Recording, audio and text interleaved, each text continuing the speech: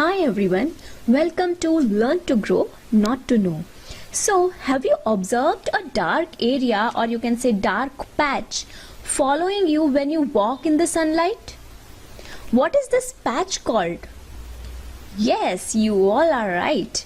It is called as shadow. Okay, it is a shadow. So today we will be learning about shadow. What is a shadow? How does it form? What are the conditions required to form a shadow? And why different sizes of shadows form in different times? So today we will be learning about shadow in detail.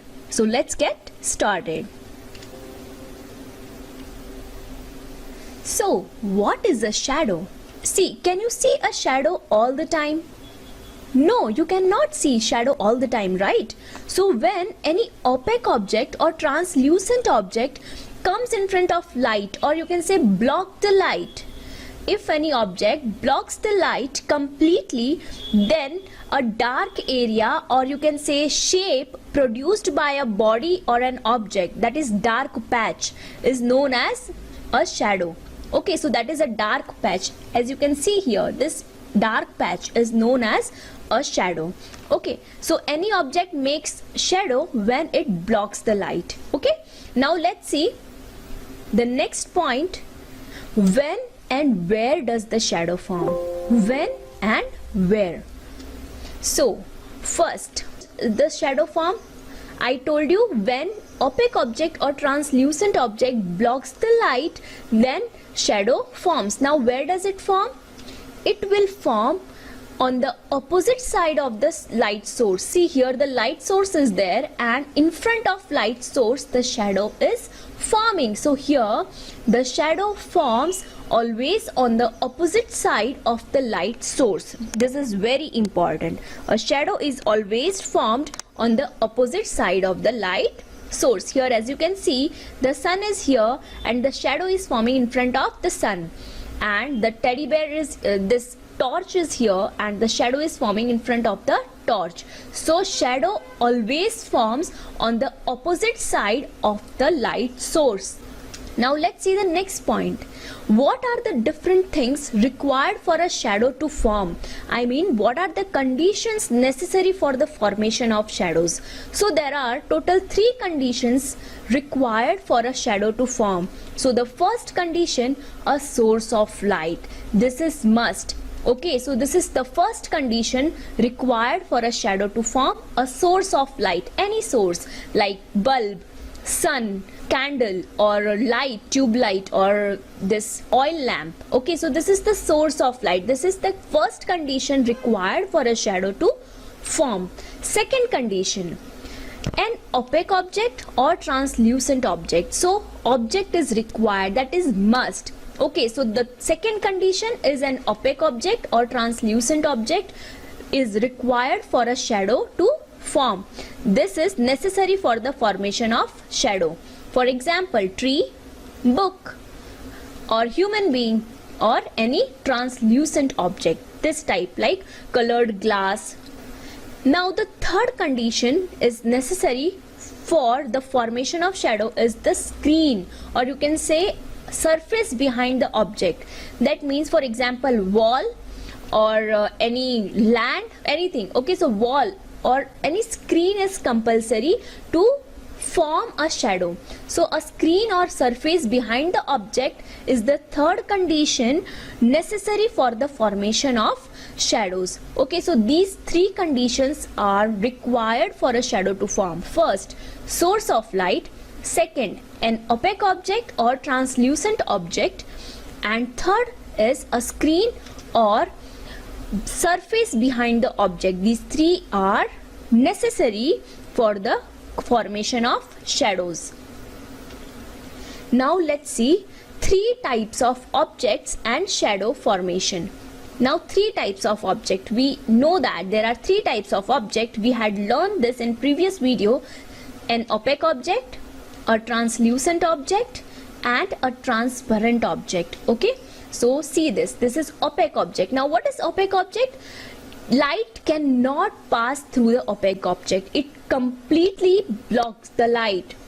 this opaque objects block the light completely, so not a single ray of light can pass through the opaque object. So these are known as opaque objects. Translucent object means some light can pass through the translucent object. Only some light, few light can pass through the translucent object. And transparent object, light can pass completely through the transparent objects. So complete light can pass through the transparent object, so they are known as transparent objects. Okay, now opaque object blocks the light completely. That means the dark patch of the shadow will form, dark shadow will form.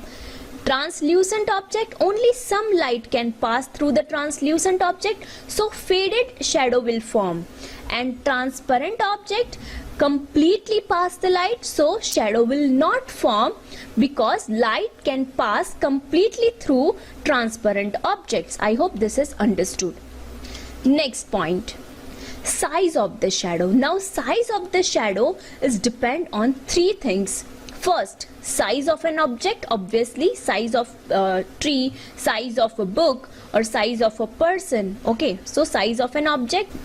Second, distance between the object and light source, very important. So distance between the object and the light source, like sun, candle, or tube light, bulb, anything. So this distance is very important for the formation of the shadow and also for the size of the shadow.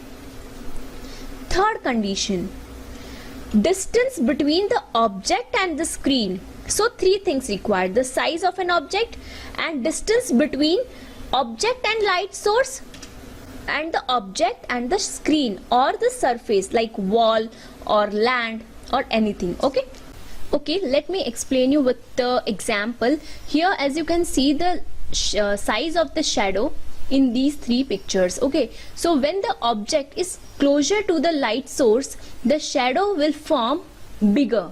Okay, when the distance between the light source and the object is more, the shadow is small.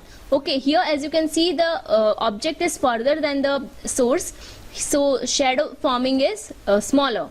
Okay, and this is long way, so here as you can see the shadow is very small, right? So the distance between the light source and object is very important.